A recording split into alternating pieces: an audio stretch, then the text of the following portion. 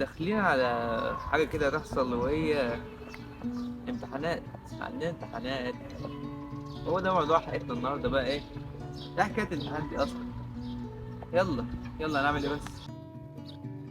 السلام عليكم. أنا نور الدين. النهاردة هنتكلم عن ايه حكاية الامتحانات دي؟ الامتحانات بقى لها فترة يعني. امتحانات وحوار وهي لسه ما بدأتش عند ناس وهي بدأت عند ناس وحاجات كتير كده. طبعا مفيش حد بيحب الامتحانات، بالذات أنا. الامتحانات دي بتعطل الناس برضه عن حاجات كتير جدا يعني.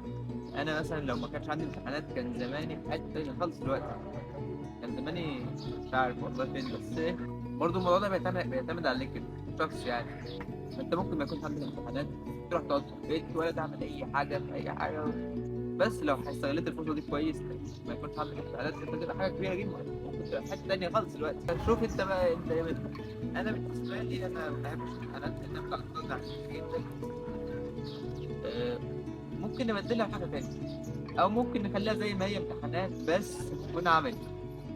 بس طبعا اكيد يعني مش هنمتحن التاريخ عملي، مفيش حاجه اسمها تاريخ عملي.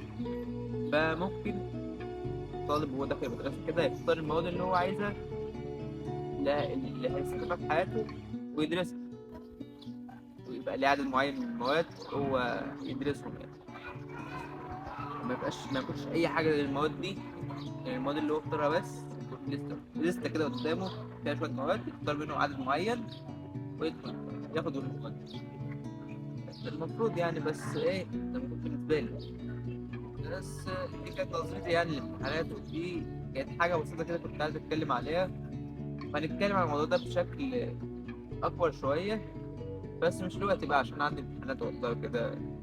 يلا بقى عشان الامتحانات بتاعتنا دي عملوا لنا لايك بقى وفولو الحاجات دي كلها. يلا، مع السلامه.